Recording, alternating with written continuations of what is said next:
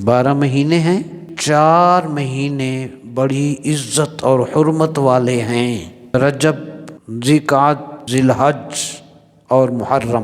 ذی الحج کی فضیلت کی وجہ یہ ہے کہ اس مہینہ میں اللہ نے حج جیسی عظیم عبادت امت کو عطا کی، اور حج کی عبادت کا جو فریضہ ہے وہ اسی ماہ ذی الحج میں ادا کیا جاتا ہے۔ پوری مسلم امت کے لوگ اسی ماہ ذی الحج میں جانوروں کی قربانی اللہ کی بارگاہ میں پیش کرتے ہیں کہ اسی ماہ ذی الحج میں دین اسلام یعنی نزول قرآن مجید کی تکمیل ہوئی، اور وہ آیت مقدسہ اتری مقام عرفات میں، الیوم اکملت لکم دینکم۔ اللہ پاک نے ارشاد فرمایا آج میں نے تمہارے لیے تمہارا دین مکمل کر دیا۔